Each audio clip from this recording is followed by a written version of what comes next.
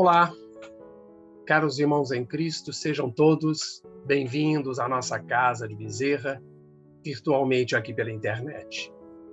E mais uma vez aqui estamos para falar, sentir e refletir um pouco mais, nos levando a uma harmonização através do estudo do Evangelho de Jesus, sempre à luz da doutrina espírita.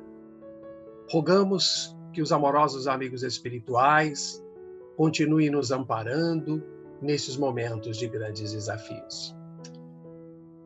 E como eu gosto de lembrar, vamos nos permitir uma pausa para a reflexão e a harmonização de nossas mentes e corações, sempre voltados para a luz, que essa é a nossa destinação, nos direcionando sempre para as ações do bem. E hoje eu quero falar com vocês sobre o Sermão da Montanha. Esse sermão, vamos procurar a partir desse nosso encontro de hoje e nos próximos estudos semanais, buscar uma visão panorâmica, superficial, já que é um estudo muito aprofundado, mas vamos fornecer uma visão panorâmica do Sermão da Montanha e das maravilhosas bem-aventuranças. Sem entrar em maiores detalhes, vamos focar, esse é o convite, nos ensinos básicos do Mestre Jesus. E vamos lembrar que o Sermão da Montanha, ou também conhecido como o Sermão do Monte, como usualmente é conhecido, ele recebe também outras denominações, conhecido como o primeiro grande discurso, e também o discurso mais conhecido como o Sermão da Montanha. São detalhes que não interferem na compreensão geral. Por outro lado, vamos identificar que o evangelista Lucas, além de nomear o Sermão da Montanha como o chamado discurso inaugural, assim chamava Lucas, registra um ou outro trecho citado por Mateus. Ambos não citam as mesmas palavras. Contudo, levanta às vezes uma controvérsia de que o discurso de Jesus teria sido realizado numa planície ou planura, digamos assim, não no monte. Bom, esse fato permite a muitos interpretadores do Evangelho chamar o Sermão do Monte como o Sermão da Planície. Porém, ambas as expressões provavelmente fazem referência ao mesmo lugar. Podemos até imaginar, acessível por dois caminhos diferentes. E é natural supor que a cena do sermão teria sido em uma das colinas que rodeavam a planície norte, já que Jesus entrou em Cafarnaum pouco depois, então certamente ficava localizado naquela área onde Jesus estava. Existem estudiosos que acreditam que o sermão aconteceu no monte, porque Jesus teria a intenção de assinalar o mar com um simbolismo inicial da pregação. Ou seja, o Mestre Jesus se coloca num ponto mais alto para que todos prestassem a devida atenção ao seu discurso. Está lá em Mateus, quando ele diz que Jesus subiu ao monte, pois o que tinha para nos dizer era transcendente. Era uma vida comum no vale inferior. Daí, vamos relembrar o espírito Amélia Rodrigues, que nos esclarece que a montanha, em sua grandeza espiritual, é também um símbolo. O Filho do Homem, que desce aos homens, vencendo as dificuldades do mergulho no abismo, e o homem que sobe, conduzindo os homens por sobre escarpas até o seio de Deus. Vejamos, irmãos, que a montanha também é um destaque maravilhoso na paisagem. Quando nós nos elevamos, quando nós subimos uma montanha, eu já subi algumas, vocês também devem ter visto estas paisagens, pode significar também, no sentido figurado, vencer os obstáculos que perturbam o serviço, o avanço, melhor dizendo, da nossa jornada evolutiva. Descer, deixar o monte, no sentido também figurado, é considerar um empecilho, é refazer o caminho, é alongar as mãos em direção dos que ficaram tolhidos lá atrás.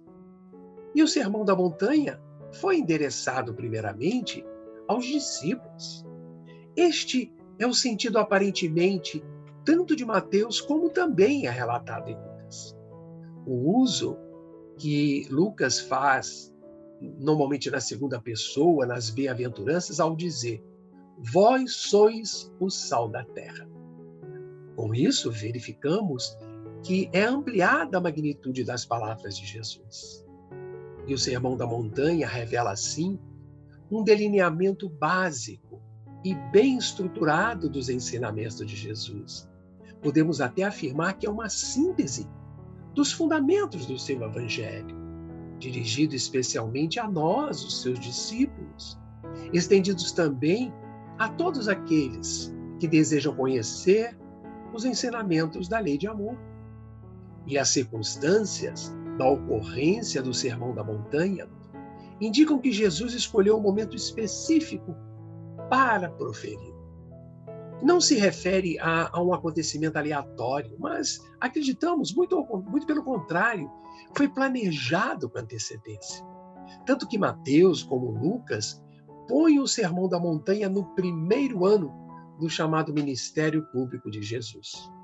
Mateus, um pouco antes do que Lucas, que o localiza imediatamente depois da escolha dos 12 apóstolos, que já falamos em outros encontros, e deixa entendido que o mesmo deva ser compreendido como algo, como um sermão de ordenação, de preparação àqueles que estavam decididos a seguir o Mestre.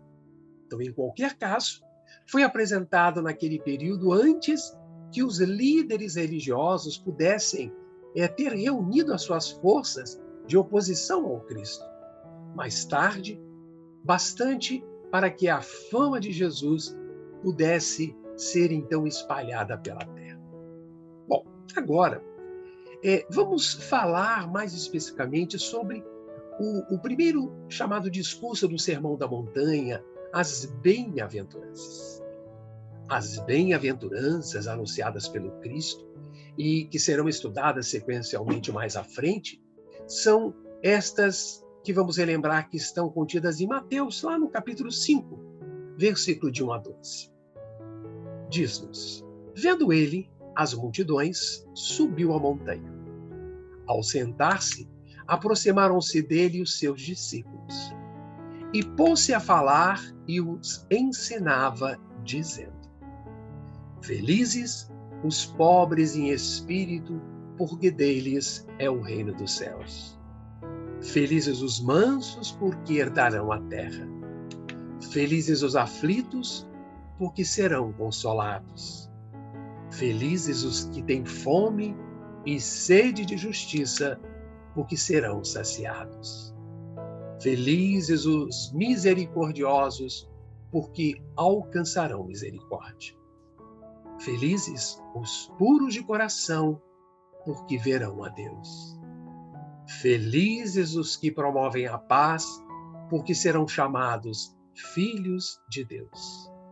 Felizes os que são perseguidos por causa da justiça, porque deles é o reino dos céus.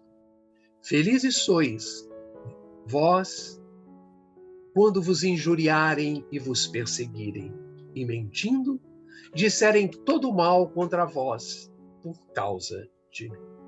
E finaliza Jesus: alegrai-vos e regozijai-vos, porque ser grande a vossa recompensa nos céus, pois foi assim que perseguiram os profetas que vieram antes de vós. Interessante, irmãos, que palavras tocantes ao nosso coração, não é mesmo? Mas como devemos entender a palavra bem-aventurança? Ela vem do grego makarismos, que significa felicidade. É uma expressão que envolve o conceito de uma felicidade mais plena, o que no Novo Testamento só é possível se o homem estiver em perfeito relacionamento com Deus. Isso nós já sabemos. E vamos lembrar que lá para os gregos, na Grécia Antiga, esta expressão referia-se a uma felicidade não espiritual, mas material, a uma vida, digamos assim, sem sofrimentos ou preocupações. Oh, que felicidade!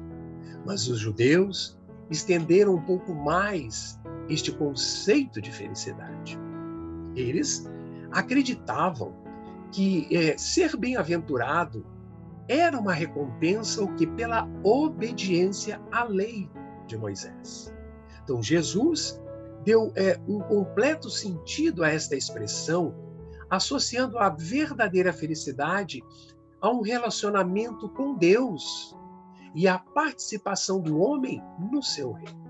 Vejamos então, irmãos, que com essas reflexões temos muito que entender e aprender e assimilar das bem-aventuranças. Vamos tratar mais à frente nos próximos encontros. Então, isso é o que temos para as nossas reflexões de hoje. Espero que tenhamos aproveitado este momento e que possamos estar juntos na próxima semana, em que novamente falaremos sobre o Evangelho de Jesus à luz da doutrina espírita. Um fraterno abraço em todos, fiquem em paz e continuem se cuidando.